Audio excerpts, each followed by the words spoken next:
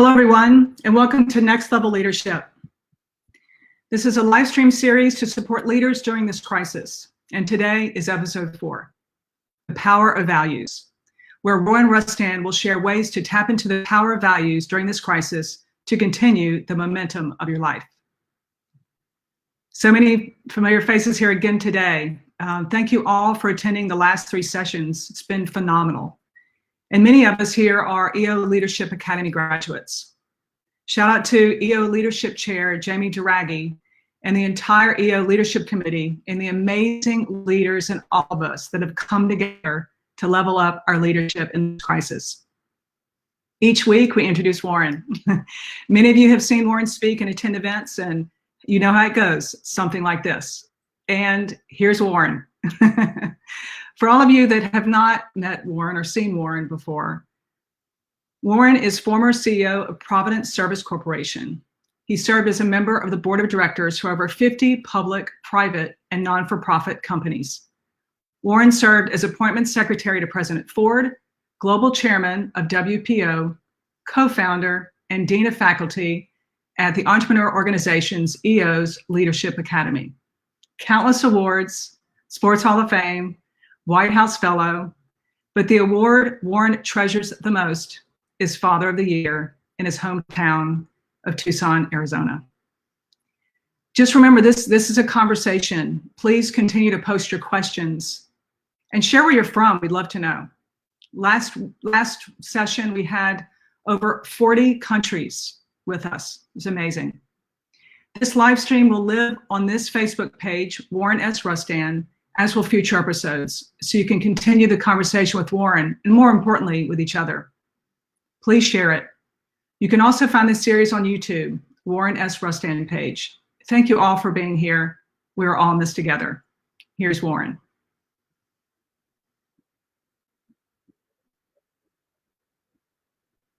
Sounds more like a eulogy than it does anything else. So I'm just delighted to be here and delighted to be with all of you in a conversation format. My wife says if I don't get out of the house soon, it will be a eulogy. So I've got to be really careful. You know, in this conversational format, it works comfortably for me and I hope for you, so we can talk about this crisis we're in and various principles of leadership and of thought and of action that'll help us get through it. Because all of us are experiencing difficult, challenging, and trying times right now. For many companies from which I've heard, their revenue has gone to zero. Others has been decreased by 20, 40, 50, 60, 80%. And in their families, they're spending more time with families than they ever have before. And this is both good and challenging because it's not an accustomed pattern, right? It's a new pattern. And so we have to learn new ways of being with each other. And so I'm hopeful that we can have fun today. In our very first episode, we had a conversation about the crisis and trying to just gain a perspective on it. The second episode, we talked about clarity of vision. And whether those are small or large things that we're doing, it's this notion of just clarifying where we're going. The second is certainty of intent, which was the notion that we will act on our vision intentionally and that intentionality actually matters in everything that we do. And then today we're talking about the power of values. And those values are really our acts and behaviors on the journey of intentionality toward our vision. And all of these 3 great principles constitute our mindset, a way of thinking, a philosophy of leadership, if you will, that will take us through both good and bad times. And so today, as we think about the power of values, we're really thinking more about how to define it. And if you want to think of a short-term definition of power of values or of values, it's this notion of it's everything we do. It's all of our acts and behaviors, because that tells people what we actually value. And so it's this notion that we have to get through that. It defines our character and it creates and composes our integrity. So if we start from that point, as we think about it together, perhaps there's a way we can think about it with someone who wrote extensively about beliefs and values. Stephen Covey wrote a book, 7 Habits of Highly Successful People. I would guess most of you have read that book. And in it, he said, there are 3 great moments of truth for every person. The first moment of truth is when we realize what our core beliefs and values actually are. And that evolves over time. For some, it happens at a very young age. For others, at a very different age, an older age, more mature age. But it's the notion of discovery, right? Is that we discover what our core beliefs and values. These are our non-negotiables. These are where we take a stand. The second principle of truth or moment of truth is when we actually commit to those core beliefs and values, that we actually understand what they are and our commitment to them. This is who I am, and I'm not going to change. This is who I am at the very essence of my being. And then the third moment of truth is when we agree to act on those core beliefs and values. So the first is discovery of our core beliefs and values. The second is committing to them. And the third is then acting or behaving on them all the time. This gives us consistency and predictability, which is really essential in our interactions with other people, so that people can understand who we are, what we believe, and what our value set is. This makes us better or worse leaders depending upon how people interpret that. And so once we know who we are and we act on that consistently and predictably, we become a leader that can be trusted. And so our values are at our very core, and they are an expression of how we act every day. The measure of our values and success is often refined and determined during difficult times. And I've often said that going through difficult times is like the refiner's fire. It's this notion of a blacksmith working with a piece of steel with a fire, a forge, if you will. And he's molding and shaping that piece of steel. And so too are our values kind of molded, if you will, and shaped as we go through both good times and bad times. And the times we happen to be in right now are more difficult, are more challenging. And you and I know that we are being refined, that we're in the refiner's fire right now. And so some of the key questions are we changing our behavior?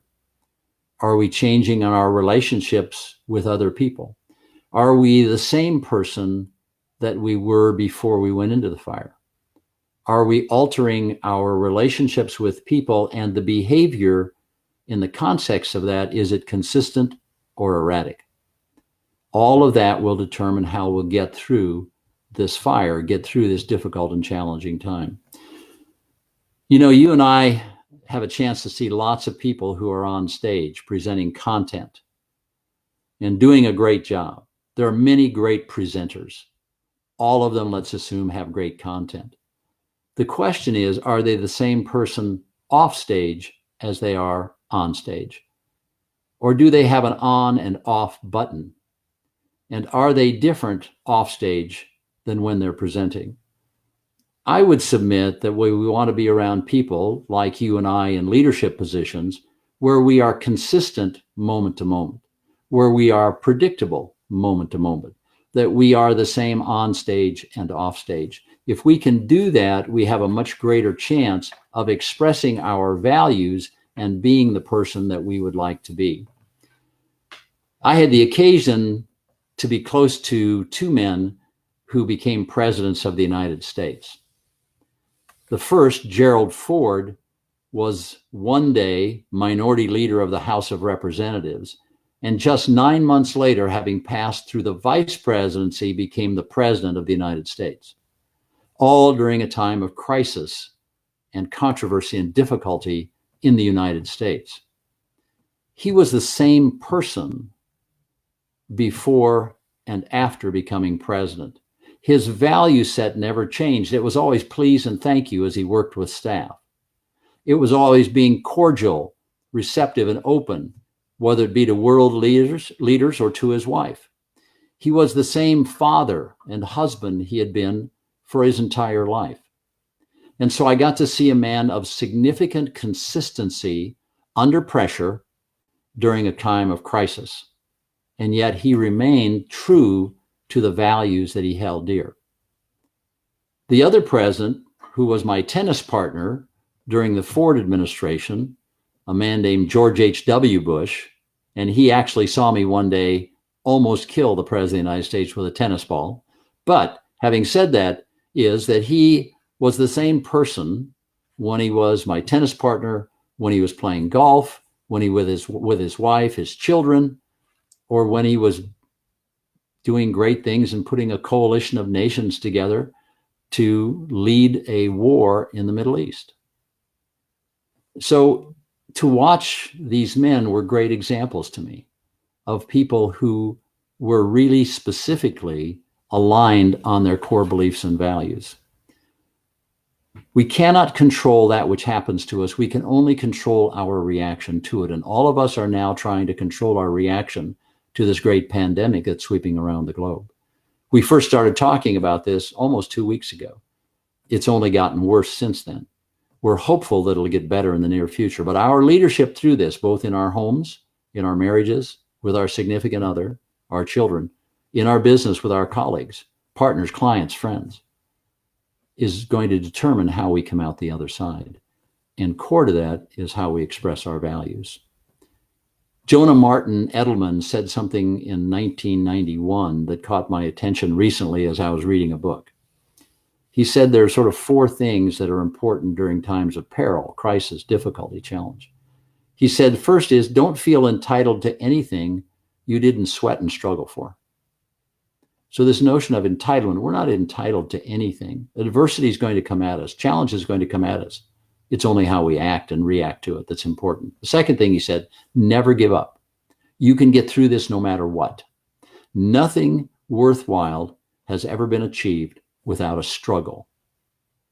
And you think back to starting your companies, you think back to raising a family, you think back to engaging in the community, and almost always it's been a struggle of some kind. And almost always it's challenges. The third thing he said, remember when you go through this, you're never alone. There's nothing more true that can be said about entrepreneurs and EOs specifically than we support each other. We care for each other. We're there for each other. I look at my WhatsApp chats. I look at the emails I'm getting, the telephone calls I'm getting, all the interactions I'm having with people right now. They're not only asking for support, but they're offering support to me. And so this notion of mutual support is critical to what we do. And the last thing he said is, listen for the sound of genuine, both in yourself and in others. The notion that there are truths that lurk within us and that are there, we can call upon them. Find our truth, find our genuine nature, and be that genuine person all the time, because that is our values. That is the value set that we have. And what it does is it helps to build resilience during times of adversity. And we know right now we have to be calling on that resilience. Very important. So what happens in times of crisis? What happened as this pandemic rolled over us so suddenly? It seems like it just started. And we're deep in it right now. The first is just the realization that something major is happening. And we begin to realize that, and we have a reaction to it. And the reaction often is fear, fright, panic. It's difficult, it's challenging. We don't know what to do. And so the first step as this crisis rolls over us, in almost every case, is just the realization that it's happening to us. The second step is perspective. We gain a perspective through knowledge. All of us are more knowledgeable today about pandemics, about the threat to us and our families and our communities than we were 10 days ago, 2 weeks ago, 4 weeks ago, 6 weeks ago, because we have trusted sources of information which we can now think about and begin to form ideas. So the second is perspective. The third then is really interesting because it's when our natural leadership comes through.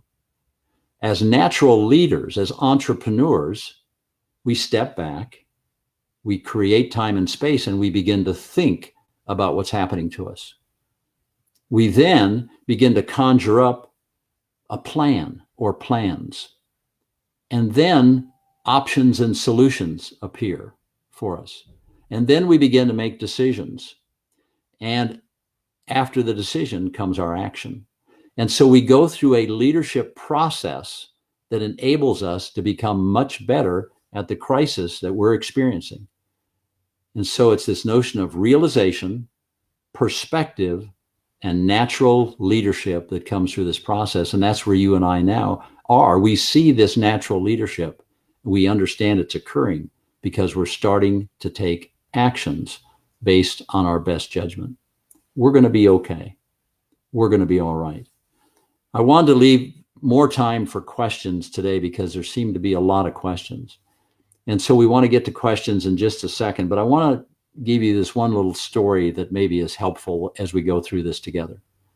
The question is, why does a caterpillar wrap itself in a cocoon before it becomes a butterfly?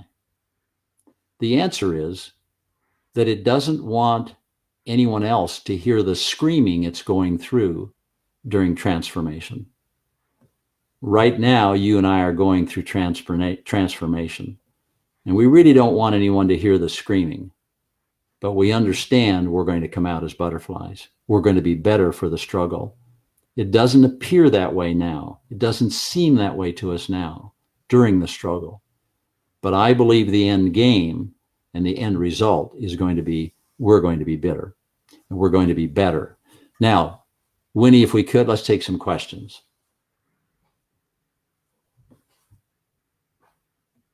Oh, thank you, Warren. I didn't know that about caterpillars. What a powerful statement that is. And it gives us permission to, on the inside, to go through the process of transformation and know that it's not going to be easy. So thank you for that. Yes. So this is actually a question from last episode from Connor Neal, and you were talking about molding with steel. And it relates to his question from last week, and that was, what role do works of art play in your process in clarifying vision? I always try to have myself surrounded by works of art, and because I find great beauty in them. I love the creative process that allowed them to be on the wall. I love the opportunity to have meaning in those things. And so just above the camera that I'm looking into right now is this magnificent, beautiful picture of a sunny morning over a river with beautiful autumn trees and autumn leaves. And it gives me a sense of peace and serenity. And it gives me hope for the future. Over my shoulder, you see various bronze statues that I collect. We've talked about them in the past, and I have several here in the office.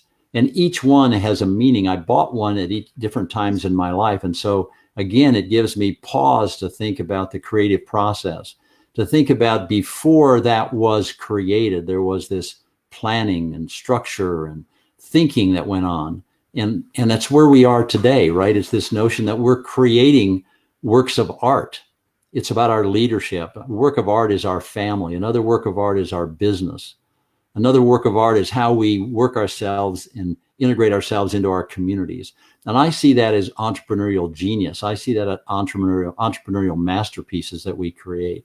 And so if we see us as a part of the creative process and we see our lives as works of art, genuine works of art, then it gives me great comfort and great joy in thinking about where we are. And people always see me as an optimist, and I am. No matter how hard the time, I think that we're creating this masterpiece, and it's our life, and we get to control that to a large extent. And so we are the painter.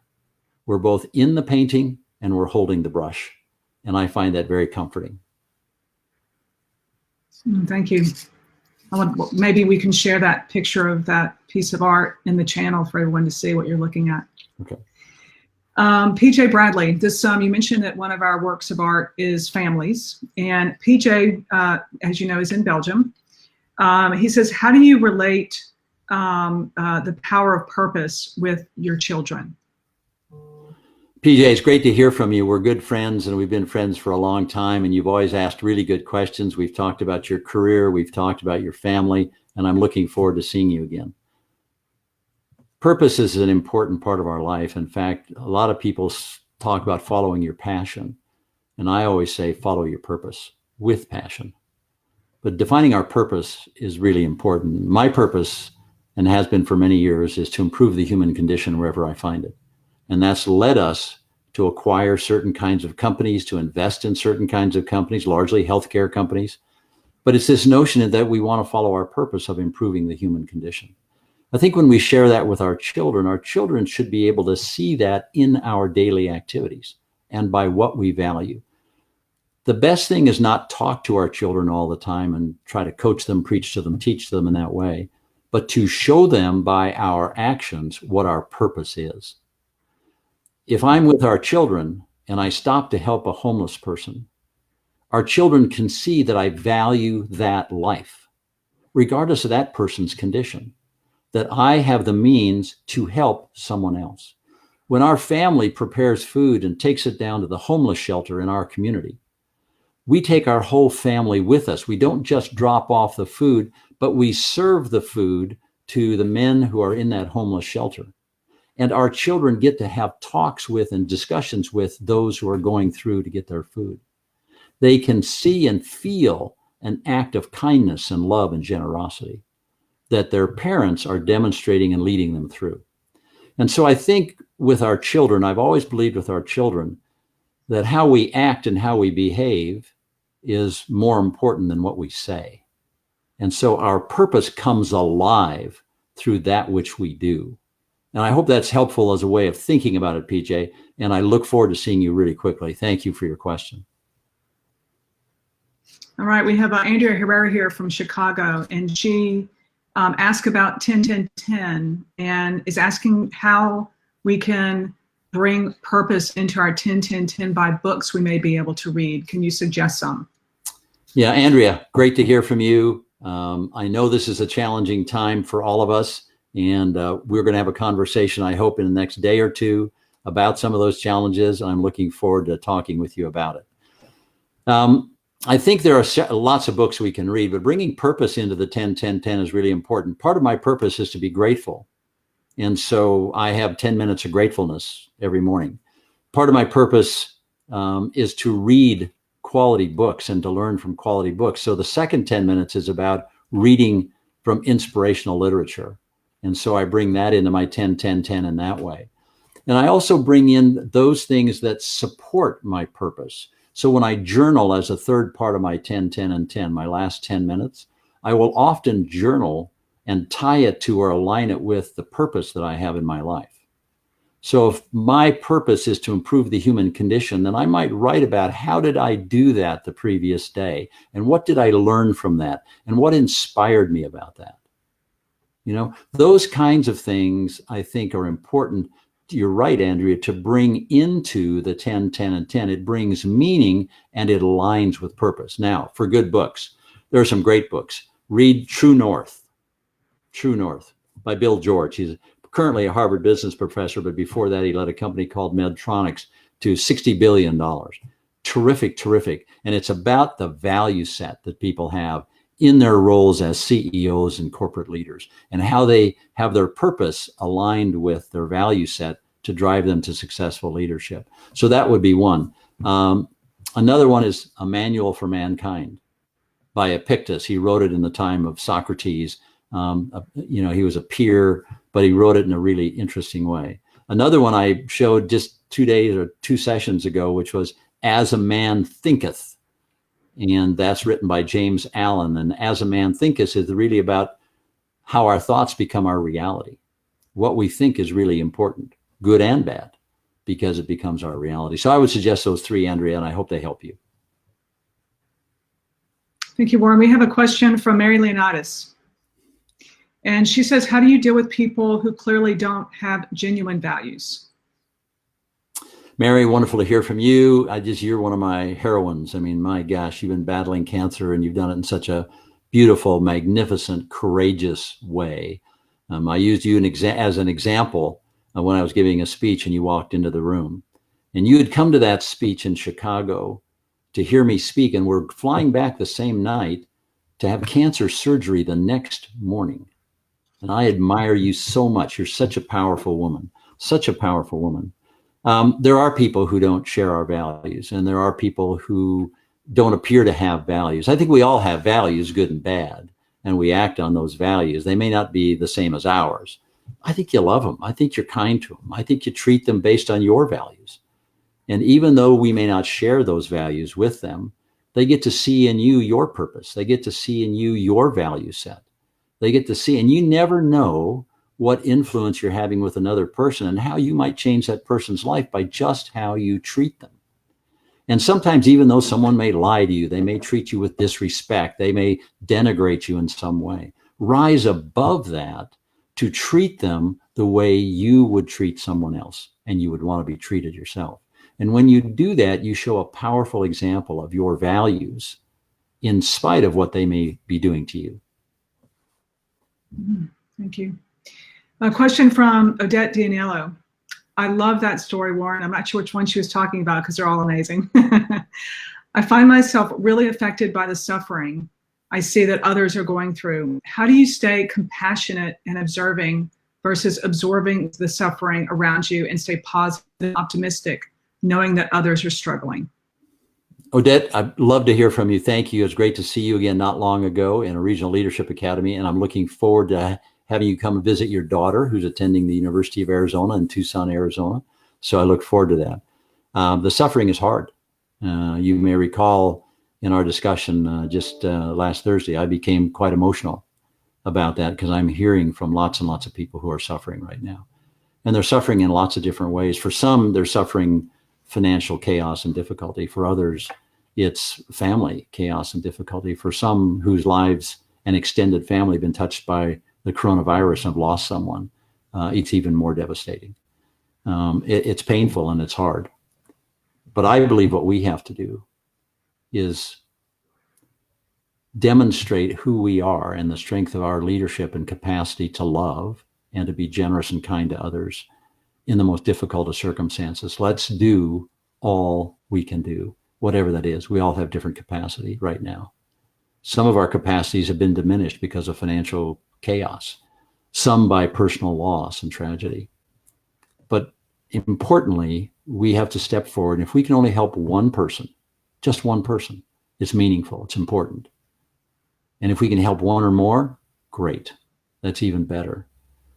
I've been so touched by the people who have stepped forward in a time of crisis.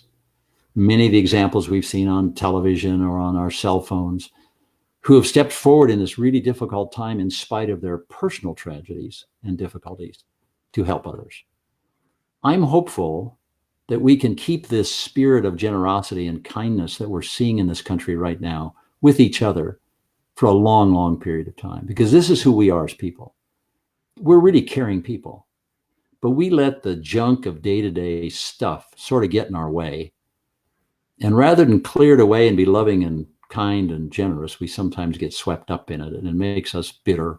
It makes us get involved in controversy and difficult conversations, a host of things. But I think in our true nature is kindness. Our true nature is love. Our true nature is that we care for one another.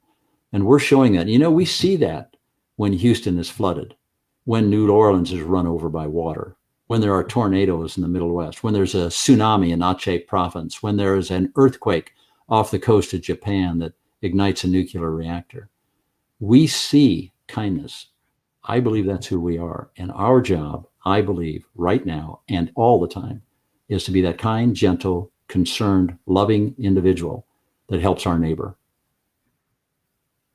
Yeah, and crisis all over the world. And just to shout out for some of the places that people are here from today: Bali, East Africa, Chicago, St. Louis, Colorado, Tanzania, Texas, Latin America. So people from all over the world. It's wonderful.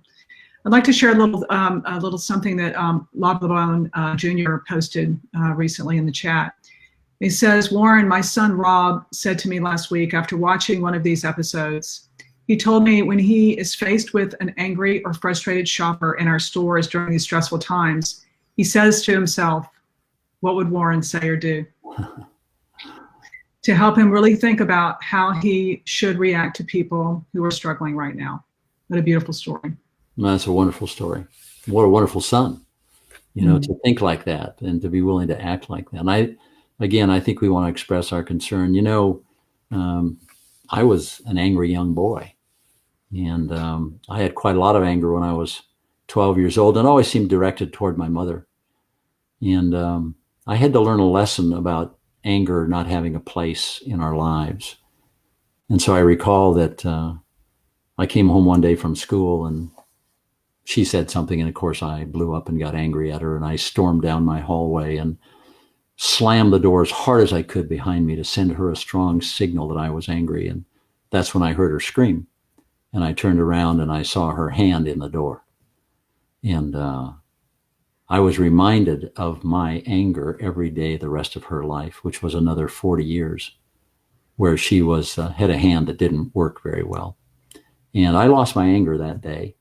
And I'm hopeful that no one else has to have that kind of lesson in anger management.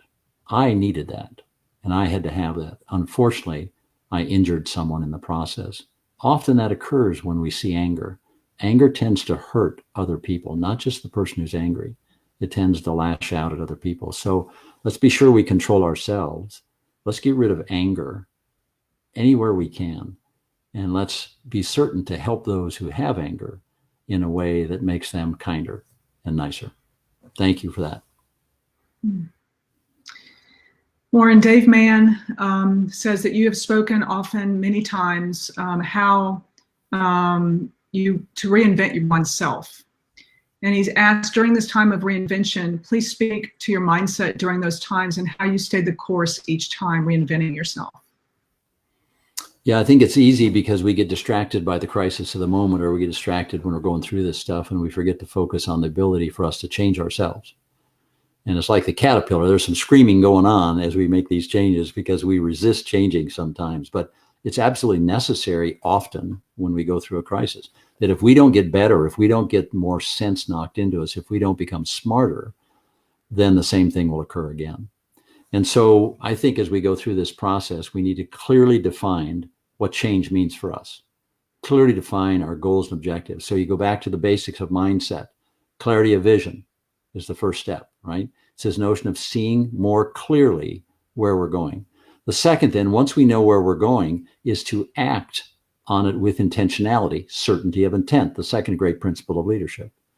And then the third principle of leadership, which we're talked about today, is applying our values to that and being that whole person, because that's the integrity piece that's really critical. So if we can do those three things, clarity of vision, certainty of intent, and the power of values, and know and understand that as it changes our mindset, we'll become very aware of where we're going and the person we're trying to become. It is hard to keep your concentration during crisis. It's absolutely necessary to do so. The thing we talked about during the very first thing, clarity of vision, is to take the time and space, Dave, to find out what you really want to do. And every member of your family should create time and space. And I know you're packed in together in different places, although you have a little ranch in Colorado, which is really nice. I know you're there now. Your horses are outside doing well. You're still faced with this crisis. And so it's important to be able to step back from Jody and from Lauren and from Ellie for a period of time to reflect on, who does Dave Mann want to be? What's my clarity of vision? Then what's my certainty of intent to get there? And then how do I apply the values that I hold dear to make that new person? I hope that's helpful to you, Dave. Stephen Lemire says, back to the caterpillar, how long is it to stay under the covers? How long is it okay to stay under the covers and hide, frozen and contemplating what the next move will be? I'm putting on a great face for my employees and helping them be positive and grateful, showing strength. But then I find myself paralyzed and in action for the most part. Yeah, I think it's a great question, and it's a hard one. I'll try to give you an example. Well, first of all, I had a conversation earlier today with the CEO of a really great company in Toronto, and he was going through something very similar. Had to be the rock for his employees, had to be the rock in his family, had to be the bright face, the happy ending face, the optimistic person. And that's not how you necessarily are feeling. And yet you try to put it on. And the advice I gave him is the advice I want to give you. There are times when you simply have to be your authentic self. And your authentic self might be being vulnerable to fear, being vulnerable to I don't know, being vulnerable to I'm not certain. And sometimes people really appreciate a leader when they say, I don't know. I'm working hard to find the answers just like you are. I don't have everything. Here's what I do know, but I don't have a complete picture. And so I want to encourage you to be vulnerable and transparent with your colleagues sometimes, as opposed to always having to be the bright face, the happy face, the person who knows all the answers, because there are just times when the leader doesn't know it all.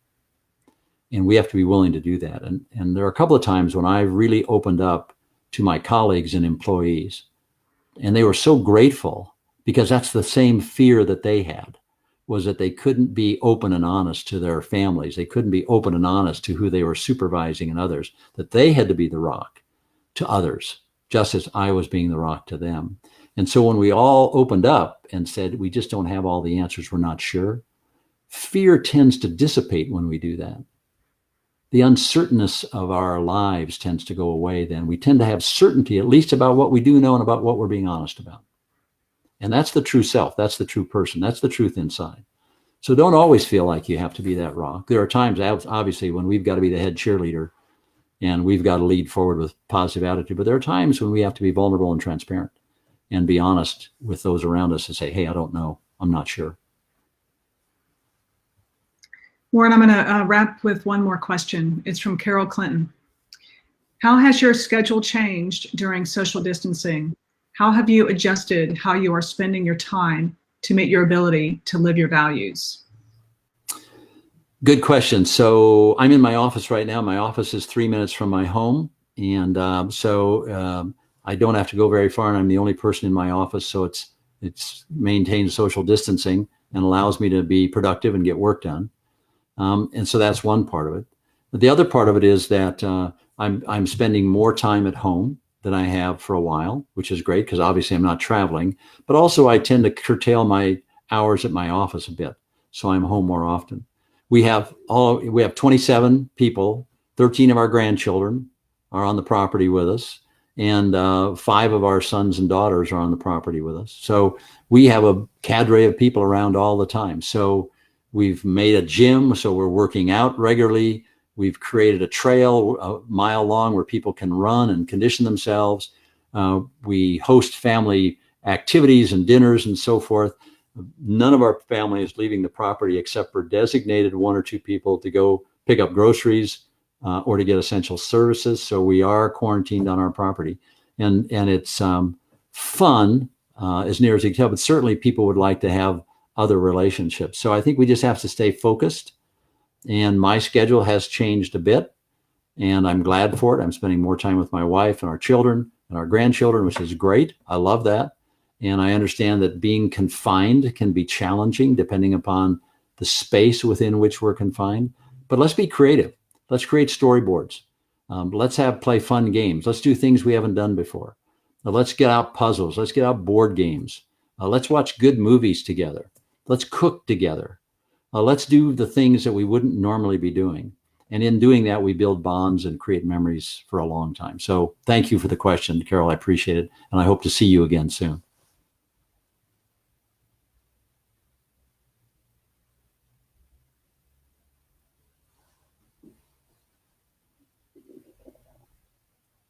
So as we think about wrapping up, here are the things I'd want you to remember. Stephen Covey, when we discover our core beliefs and values, when we commit to our core beliefs and values, and when we act on our core beliefs and values, if we do that, then we will be that consistent, predictable leader that we want to be. Thank you. I look forward to talking with you again on Thursday.